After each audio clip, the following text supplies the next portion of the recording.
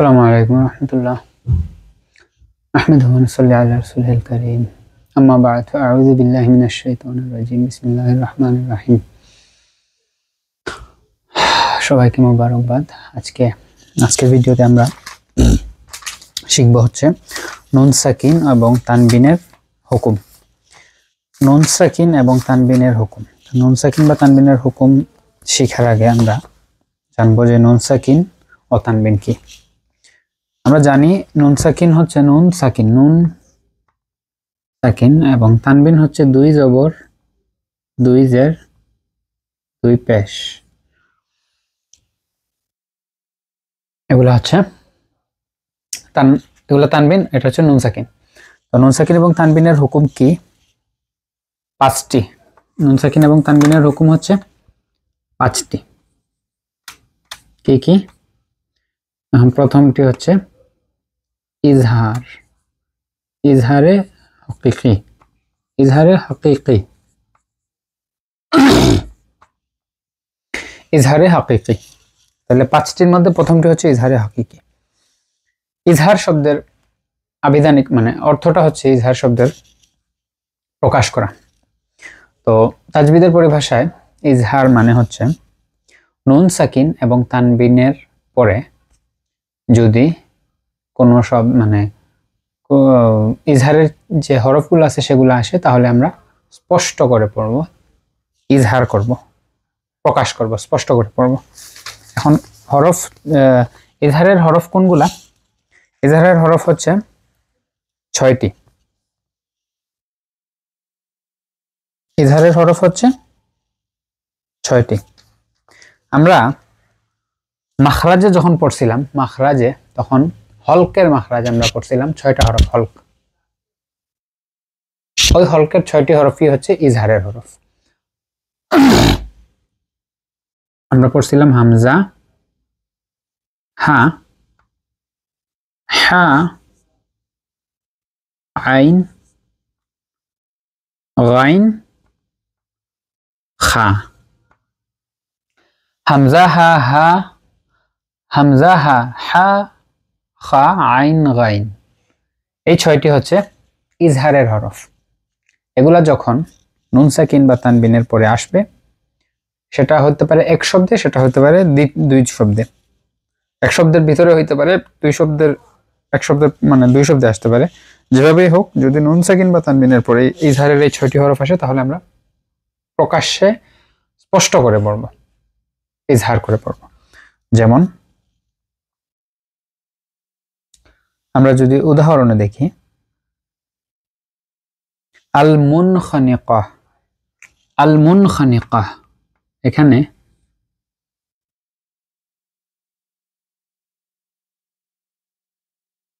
আল মুনখানিকাহ,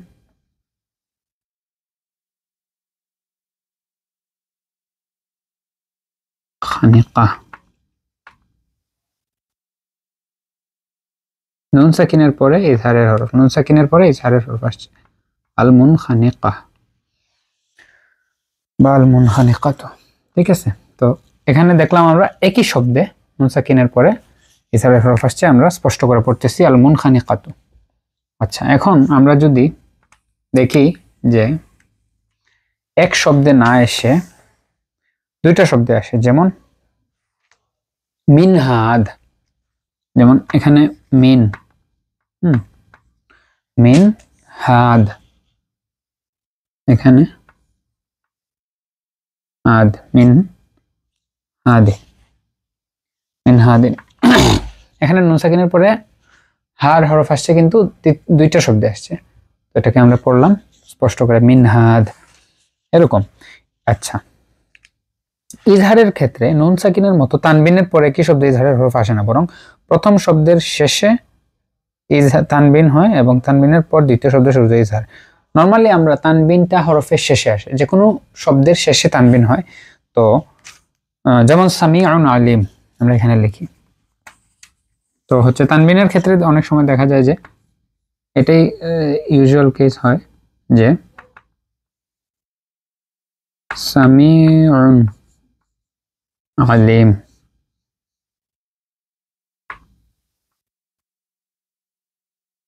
এই যে আইন, এই যে তানবিনের পরে আইন আসছে ইজহারের হরফ। তো আচ্ছা, এই কিছু উদাহরণ আমরা দেখলাম ইজহারের। এখন নুন সাকিন তানবিনের মধ্যে পার্থক্য কি? নুন সাকিন এবং তানবিনের মধ্যে একটি বেসিক পার্থক্য হচ্ছে নুন সাকিন যে কোনো অবস্থায় নুন সাকিনই থাকবে, কিন্তু তানবিন যখন আমরা একটা তানবিন যখন আমরা অফ করব বা থামবো, তখন তানবিনটা তানবিন থাকবে না। কিভাবে? যেমন যেমন এখানে সামিউন বা হচ্ছে সামি, এই যে মিন হাদিদ, এখানে লিখি আমরা একটা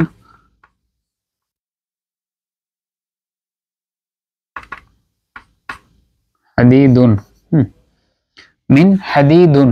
এখানে আমরা যদি এই জায়গায় থেমে যাই, অফ করি, তাহলে মিন হাদিদ হবে, আমরা তানবিনটা উচ্চারণ করব না। তো এটা হচ্ছে তানবিন এবং নুন সাকিনের একটা পার্থক্য। আচ্ছা, আবার এটা যখন পেশ এবং জের, এই ক্ষেত্রে আমরা হাদিদ বলে থেমে যাব, কিন্তু যদি জবর হয় তাহলে আমরা হাদিদা বলবো, মানে একটা জবর উচ্চারণ করব। তানবিন যদি দুই জবর হয় তাহলে আমরা একটা জবর উচ্চারণ করব। এটা হচ্ছে নুন সাকিন বা তানবিনের একটা ইয়া। আমরা তাহলে ইজহারটা জানলাম, এখন আমরা জানবো ইখফা।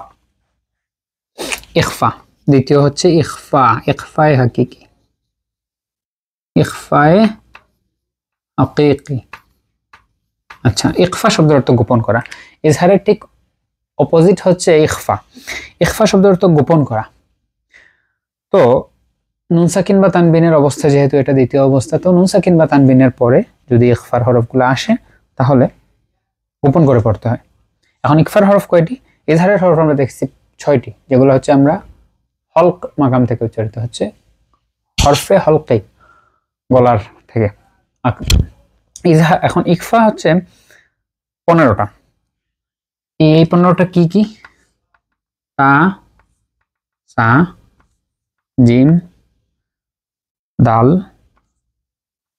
জাল, রা, জা। তা, সা, জিম, দাল, জাল, জা, রানা, জা। তা, সা, জিম, দাল, জাল, জা, সিন, শিন, সদ, দদ, সিন, শিন, সদ, দদ, ত, জ, ফা, কাফ, কাফ। ত, জ, ফা, কাফ এবং কাফ। এই 15টা হরফ হচ্ছে ইখফার হরফ। আচ্ছা, এখন আমরা উদাহরণে যাই, এক্সাম্পলে বা মিসালে। যেমন এখানে লিখলাম আমরা মান তাবা, এই যে মা তাবা, মা তাবা। আমরা এখানে মান তাবা বলবো না, মা তাবা গোপন করব। তা নুন সাকিনের সাথে যখন তা আসতেছে তখন তায়ের মাখরাজটা আমরা গোপন করব। গোপন করব কি? মানে ইখফার হরফের মাখরাজটা গোপন করব। মিন ফাওকিহিম, এরকম নুন সাকিনের পরে ফা আসছে, মিন ফাওকিহিম। আনফুসাকুম, এটা এই যে আনফুসাকুম, এটা হচ্ছে একই শব্দে, আর মান তাবা হচ্ছে ভিন্ন শব্দে, দুইটা শব্দে। তো ভিন্ন শব্দে বা একই শব্দে যেটাই হোক, নুন সাকিন বা তানবিনের পরে যদি ইখফার হরফ আসে তাহলে আমরা গোপন করে পড়ব। কি কি গোপন করব? ইখফার হরফের মাখরাজ। যেমন আনফুসিকুম, আনফুসিকুম, নুন সাকিন কে গোপন করব বা তানবিনকে আমরা গোপন করব। মা তাবা, মান তাবা বলি নাই, মা তাবা। তাহলে নুন সাকিন বা তানবিনকে আমরা গোপন করে পড়ব। আচ্ছা, আতুম, এরকম আজালা, আমরা নুন সাকিন বা তানবিনকে গোপন করে পড়ব। আচ্ছা, এখন একটা তানবিনের সাথে একটা উদাহরণ দিই। ফাও,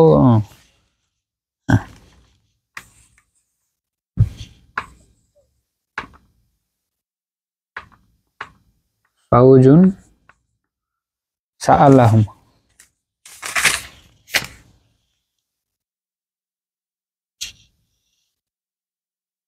ফাউজুন